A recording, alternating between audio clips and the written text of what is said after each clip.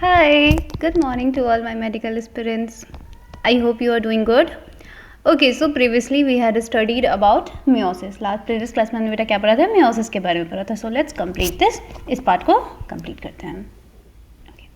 अब देखो meiosis समझ गए थे जो रिडक्शन है आपके डिवीजन होते हैं and this occurs during sexual reproduction जब हमारी क्या होती है फ्यूजन होती है दो गैमेट्स की वो वाले फेज को बोलते हैं. सो लेट्स कम आपके मियोसिस में आपके क्या होते हैं दो सीक्वेंशियल साइकिल्स होते हैं न्यूक्लियर और सेल डिवीजन जिसे हम लोग क्या बोलते हैं meiosis first for nuclear division and meiosis second for sale division. वैसे ही आपकी फर्दर हम आते हैं आपके जो सिस्टर क्रोमेटिड्स होते हैं वो कैसे रेप्लिकेट करते हैं. So let's start with meiosis first में आपके प्रोफेज फर्स्ट के बारे में समझते हैं मतलब न्यूक्लियर डिवीजन. अब देखो मियोसिस फर्स्ट है इसमें भी प्रोफेज फर्स्ट. तो प्रोफेज जो होता है ये आपकी सबसे फर्स्ट मियोटिक डिवीजन होती है जो कि टिपिकली आपकी लॉन्गर होती है मोर कॉम्प्लेक्स होती है अगर हम इसे कंपेयर करें किससे तो माइटोसिस के प्रोफेज से. तो so this is much longer और लेंथियर प्रोसेस और complex than the prophase of mitosis. And ये फर्दर आपके सब डिवाइडेड होते हैं कुछ फॉलोइंग 5 फेजेस पे जिसमें हमारे क्रोमोसोमल के बिहेवियर के बेस पे मतलब आपके प्रोफेज फर्स्ट को भी सब डिवाइड किया गया है 5 टाइप्स पे yes and on the basis of chromosomal behaviour. तो first one is leptotene, zygotene, pachytene, diplotene and diakinesis. आपने कभी क्वेश्चंस बनाए होंगे बेटा नीट के या फिर PYQs या फिर कुछ भी आपने इस तरह के 35 ईयर्स क्वेश्चन बैंक भी so you have come across this terms आप इस टर्म्स के भी अक्रॉस आए होंगे.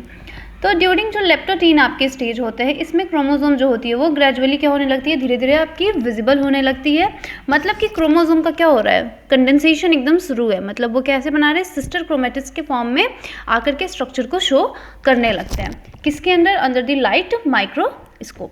और ये जो कॉम्पैक्शन होता है आपका क्रोमोसोम का ये कंटिन्यू कहाँ से करता है थ्रू आउट लेप्टोटीन मतलब कि पूरे लेप्टोटीन प्रोसेस में उसका कंडेंसेशन चलते ही रहता है इट्स गोइंग ऑन. और फिर ये बाद में ये लेटर आपके सेकेंड स्टेज में कहाँ पहुँचते हैं प्रोफेज फर्स्ट के जिसे हम लोग क्या बोलते हैं जाइगोटीन. तो इस स्टेज में क्या होती है जो क्रोमोसोम्स होते हैं वो पेयरिंग स्टार्ट कर देती है. पेयरिंग का मतलब है कि एक सिंगल क्रोमेटिड है वो दूसरे अपने सिस्टर क्रोमेटिड से क्या करती है पेयरिंग शुरू कर देती है. एंड इस प्रोसेस को हम लोग क्या बोलते हैं सिनेप्सिस. सिनेप्सिस मतलब pairing of the chromosome at the stage of zygotene is called as synapsis. और ऐसे जो पेयर्ड आपके क्रोमोसोम्स होते हैं इसे ही हम लोग क्या बोलते हैं होमोलोगस क्रोमोसोम्स. और आपके इलेक्ट्रॉन जब माइक्रोग्राफ्स आपके इस स्टेज पे देखा जाएगा तो क्रोमोसोम जो सिनेप्सिस है उसे हम क्या देखेंगे तो फॉर्मेशन यहाँ पे होता है कॉम्प्लेक्स स्ट्रक्चर को जिससे हम लोग क्या बोलते हैं बेटा सिनेप्टोनिमल कॉम्प्लेक्स. और ये जो कॉम्प्लेक्स बनती है ये क्या करती है पेयर ऑफ सिनेप्स्ड होमोलोगस क्रोमोसोम से बन करके बनती है जिसे हम लोग क्या बोलते हैं बाईवैलेंट और टेट्राड. अब देखो ये बाईवैलेंट और टेट्राड का क्या मतलब है जैसे कि मान लो एक क्रोमोसोम्स बने एक जब होमोलोगस क्रोमोसोम्स बन चुकी है अब वो होमोलोगस क्रोमोसोम्स क्या करती है और कॉम्प्लेक्स पेयर्स को जब अपने साथ ऐड करती है तो अब वो बाईवैलेंट मतलब 2 पेयर्स या फिर कह सकते हैं टेट्राड का फॉर्मेशन करते हैं. तो ये सारी हमारी और ज़्यादा क्लियरली विजिबल होती है कब नेक्स्ट स्टेज डैट मीन्स आपकी किस पे पैकिटीन स्टेज पे. बट ये जो फर्स्ट 2 स्टेज होते हैं प्रोफेज के वो रिलेटिवली क्या होते हैं शॉर्ट लिव्ड होते हैं एज कम्पेयर टू हमारे पैकेटीन मतलब कि आपके लेप्टोटीन और जाइगोटीन जो फेज है वो शॉर्टर होंगे as compare to your pachytene stage. ठीक है इस स्टेज में आपकी क्या होती है जो 4 क्रोमेटिड्स होते हैं जो भी ईच बाईवैलेंट आपके क्रोमोसोम्स के वो डिस्टिंक्ट हो जाते हैं और क्लियरली अपीयर होते हैं as a form of tetrad like this. और ये जो स्टेज होती है इसमें हम क्या देखते हैं तो अपीयरेंस देखते हैं रिकॉम्बिनेशन नॉड्यूल्स की. और यहाँ पे साइट्स बनते हैं जहाँ पे क्रॉसिंग भी होती है हमारे किसके बीच में non sister chromatids homologous chromosomes के बीच में और क्रॉसिंग होती है इसी का एक्सचेंज हमारा यहाँ पे जेनेटिक मटेरियल होती है हमारे 2 होमोलोगस क्रोमोसोम्स के बीच में. ठीक है और ये जो क्रॉसिंग ओवर होती है ये हमारे इंजाइम मेडिएटेड प्रोसेस है मतलब इसमें जो इंजाइम इन्वॉल्व होती है उसको हम लोग क्या बोलते हैं रिकॉम्बिनेंस. मतलब जो भी आपके डीएनए को रिकॉम्बिनेट मतलब न्यू टाइप के डीएनए का फॉर्मेशन जहाँ पे होता है वहाँ पे एक इंजाइम आती है that is a recombinase enzyme. और फर्दर आप इसको डीएनए टेक में भी जब मैंने 12th में जो लेक्चर आपने पढ़ा होगा या फिर 12th क्लास में जो आपने स्टडी की होगी बेटी नॉट बेटा सॉरी तो that is your recombinant DNA technology. ठीक है तो इस तरीके से आपके स्टेजेस. अब देखो इसमें आपको ध्यान रखने वाली क्या चीज़ें हैं देखो इसको रटना तो रटोगे भूल जाओगे it's better to read it out. मतलब इसको समझने की कोशिश करो। जो लेप्टोटीन स्टेज है वहाँ से क्या शुरू होती है, फिर जाइगोटीन में क्या होती है, देन पैकेटीन में क्या होती है, देन आपके फिर फर्दर आते हैं डिप्लोटीन में क्या होती है, एंड देन डाइकाइनेसिस में क्या होती है इसके बारे में। तो यहाँ पे आपके क्रॉसिंग ओवर होने की वजह से रिकॉम्बिनेशन हो जाती है जेनेटिक मटेरियल की दो क्रोमोसोम्स के बीच में। और रिकॉम्बिनेशन जो होती है हमारे किसके बीच में होती है, बिटवीन हमारे होमोलोगस क्रोमोसोम्स जो होते हैं, जब वो कंप्लीट हो जाती है at the end of pachytene. जैसे ही पैकेटीन आपका ये स्टेज कंप्लीट होता है वैसे ही आपका ये रिकॉम्बिनेशन प्रोसेस भी ओवर आउट हो जाती है एंड लीव कर देती है आपके क्रोमोसोम्स लिंक्ड, जो कि एक क्रॉसिंग ओवर से वो क्या होते हैं, लिंक्ड रहते हैं।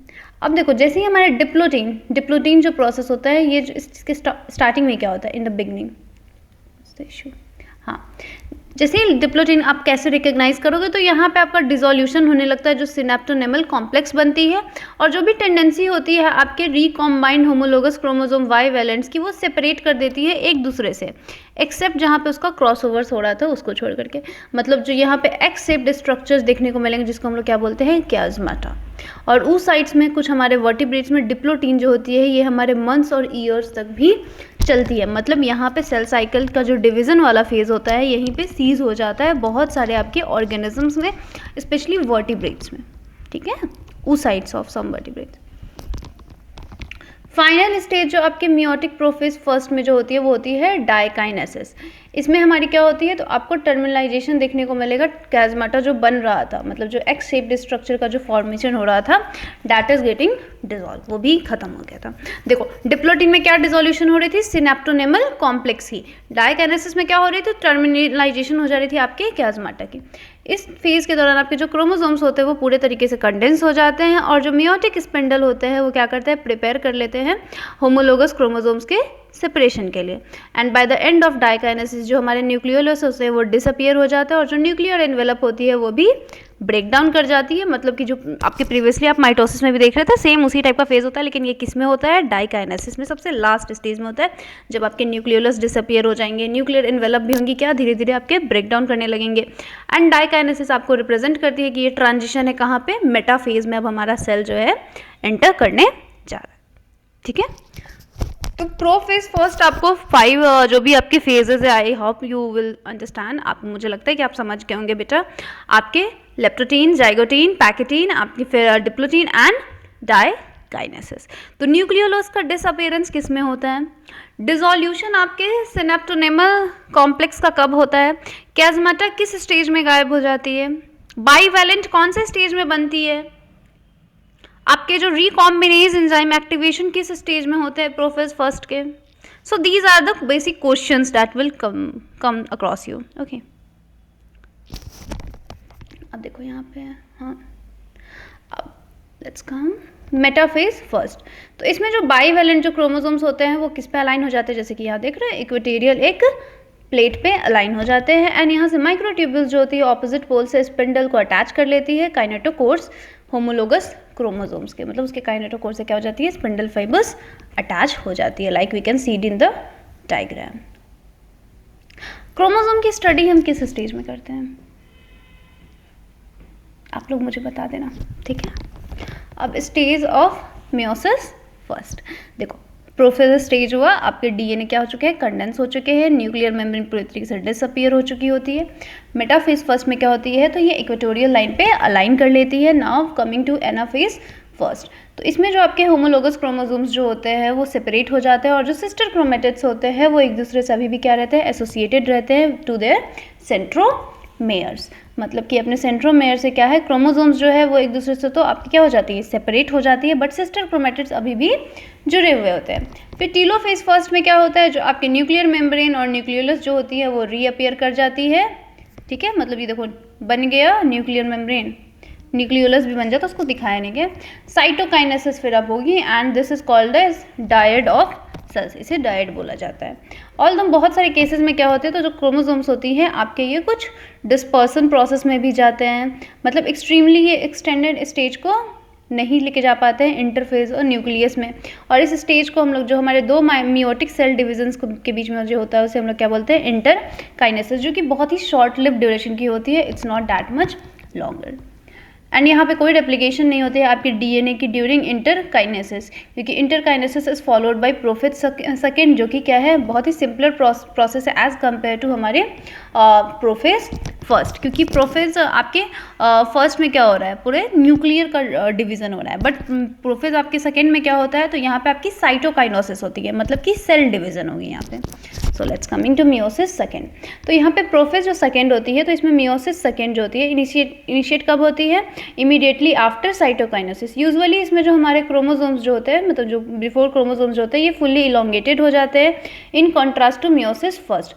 और मियोसिस सेकेंड जो होती है रिजेंबल करती है एक नॉर्मल सिंपल सी माइटोसिस की तरह, मतलब साइटोकाइनेसिस के बाद आपका ये प्रोसेस शुरू होता है, और जो न्यूक्लियर मेम्ब्रेन होती है वो डिसअपियर हो जाती है by the end of prophase second. Chromosomes खुद से अगेन क्या हो जाते हैं, वो कॉम्पैक्ट बन जाते हैं, क्योंकि यहाँ पे क्या हो रही है, आपके रिडक्शनल डिवीजन है, तो तभी तो 2 बार डिवाइड करेगा, तभी तो रिडक्शन कर पाएंगे ना। एंड यहाँ पे सेम कॉपीज को बनाया जाता है, just like mitosis.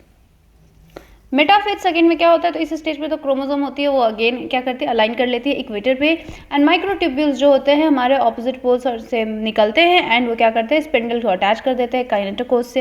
Anaphase same process हो रही है क्या, इसमें कोई डिफरेंस है, ऑफकोर्स नहीं, है ना। देखो स्टेजेस आपके मियोसिस सेकेंड के, तो अब देखो यहाँ पे क्या पेयर्स में ये प्रेजेंट हैं, नहीं, है ना। चलो अब देखो एनाफेज में क्या होता है, तो यहाँ पे साइमल्टेनियसली स्प्लिटिंग हो जाती है आपके सेंट्रोमेयर के हर क्रोमोसोम में, जो कि किसको होल्ड कर रही थी, सिस्टर क्रोमेटिड्स को जोड़ करके रखी हुई थी, एंड देन ये मूव कर पाते हैं opposite towards opposite pole of the cell, and shortening हो जाती है आपके माइक्रोट्यूब्यूल्स की, जिससे वो क्या रहता है, अटैच रहते हैं अपने काइनेटोकोर्स को लेकर के। टीलोफेज सेकेंड में लास्ट स्टेप जो होता है, इसमें मियोसिस यहाँ पे खत्म हो जाती है टीलोफेज सेकेंड में, जिसमें आपको क्या देखने को मिलेंगे, 2 ग्रुप्स ऑफ क्रोमोसोम जो कि एक क्या रहते हैं, इनक्लोज रहते हैं एक न्यूक्लियर इन्वेलप के अंदर। साइटोकाइनेसिस की वजह से यहाँ पे हमारा फॉर्मेशन हो जाता है tetrad cells, that means 4 haploid daughter cells, इसलिए मियोसिस में हमारा क्या बनता है, 4 हैप्लॉइड डॉटर सेल्स बनती है, ना कि डिप्लॉइड, ठीक है। तो इस तरीके से आपकी क्या होती है, मियोसिस होती है। तो ये प्रोसेस है बेटा कि कैसे 2n से कैसे n हुआ, सो दिस इज द प्रोसेस। इसी तरीके से क्या होता है, 2n से आपके n होते हैं, तो वो मियोसिस फर्स्ट में नहीं होता है, वो मियोसिस सेकेंड वाले फेज में होती है, ठीक है। अब सिग्निफिकेंस क्या है मियोसिस का, अब देखो मियोसिस क्या है, तो ये एक मैकेनिज्म है जिसके थ्रू क्या होता है, हमारे कंजर्वेशन हो पाती है कि स्पेसिफिक क्रोमोसोम नंबर की जितनी एक किसी भी स्पीसीज में है, ये cross generation sexually reproduction organism में काफ़ी ज़रूरी है। इवन इस प्रोसेस से जैसे अगर देखा जाए तो हमारे reduction of chromosome number by half हो जाती है, जैसे कि अगर ह्यूमन में क्रोमोसोम नंबर कितने हैं, 46 है, तो डैट विल बी 23। साथ ही साथ ये जेनेटिक वेरिएबिलिटी को बढ़ाती है, मतलब कि there is chances of a mutation, but a good mutation not a bad, मतलब जेनेटिक वेरिएशंस ला रहे, डैट मीन्स एडेप्टेबिलिटी को क्रिएट करते हैं। तो जो भी आपके मियोसिस के थ्रू क्या करते हैं, रिप्रोडक्शन करते हैं, मतलब जिसमें भी मियोसिस सेल डिवीजन होती है ड्यूरिंग द रिप्रोडक्शन प्रोसेस, तो ये क्या होता है, they have higher chances to get adapted. इनकी अडेप्टेशंस क्या होती है बेटा, आपकी ज़्यादा होती है, वाइड रेंज ऑफ वेराइटीज़ को ये शो करते हैं। एंड यस जेनेटिक वेरिएबिलिटी अब शो करते हैं एक पॉपुलेशन किसी भी ऑर्गेनिज्म में from one generation to the next. और ये वेरिएशंस जो होती है बहुत ही इंपॉर्टेंट प्रोसेस है, किसके लिए, प्रोसेस ऑफ इवोल्यूशन, क्योंकि अगर ये मियोसिस नहीं होती तो I think there will be not a part of evolution, evolution शायद होता ही नहीं, there is still humans look like that, हम आज भी शायद चिम्पैंजीज की तरह लग रहे होते हैं, some consider with ape and everything, but because of meiosis, क्योंकि यहाँ पे हमारे क्या होता है, रिकॉम्बिनेंट डीएनए का फॉर्मेशन होता है, हमारे डीएनए में चेंजेस होती है, जिसको हम लोग म्यूटेशन या फिर पॉइंट म्यूटेशन कहते हैं। That is a good mutation, that doesn't lead to a disease, वो किसी बीमारी को कॉज नहीं करती है, okay.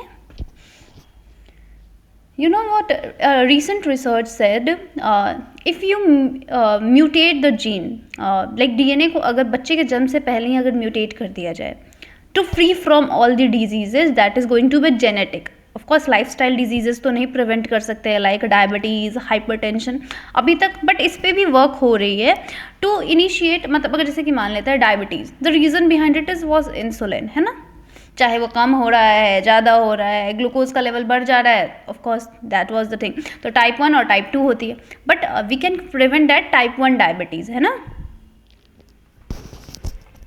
Okay, so I hope आप लोगों को ये चैप्टर समझ में आया होगा, माइटोसिस, मियोसिस, आपके मतलब बेसिकली एम्फिक्स जो हमने पढ़ा। और कुछ नहीं, बस इतना ही है बेटा इस चैप्टर में। अब एक काम करना, इससे रिगार्डिंग जितने भी आपके PYQs है या फिर जो भी क्वेश्चंस है, देखो एक चैप्टर से कम कोशिश क्या करो कि 500 तक बायो में क्वेश्चंस लगाने के। और अगर NCERT बेस्ड क्वेश्चंस होंगे तो वो और ज़्यादा इफेक्टिव होगा, क्योंकि आपके जो एग्जाम्स में क्वेश्चन आते हैं वो NCERT से बाहर नहीं आएंगे। और आप यही NCERT के लाइन्स ही एग्जाम्स में भूलते हो, मैं भी भूलती थी। Even today we read books, okay, मतलब आज भी हमें सिर्फ बुक्स के वन लाइनर्स पढ़ने होते हैं। द रीज़न बिहाइंड इट कि वो बुक्स से ही आपके जो भी मतलब क्वेश्चंस आते हैं, of course that doesn't give you a lot of practical knowledge, but ऐसा नहीं है कि आपको नॉलेज नहीं मिलती है, थोड़ी बहुत तो मिलती है बेटा, इट विल वर्क। मतलब जो आप बुक्स में पढ़ के जाते हो वही आप प्रैक्टिकल्स भी करते हो। हाँ, प्रैक्टिकल्स में क्या होता है, थोड़ा आपको वहाँ पे आपके इमोशंस जो कि चीज़ आप बुक्स में नहीं आते हैं, तो डैट विल कम, बट हाँ same thing it will like, okay ठीक है। सो ऑल द बेस्ट, अच्छे से बेटा पढ़ाई करो एंड डू योर बेस्ट। आप अपना अच्छा ही करोगे, बिकॉज आपसे अच्छा आपके लिए कोई सोच भी नहीं सकता है ना। सो बाय, टेक केयर।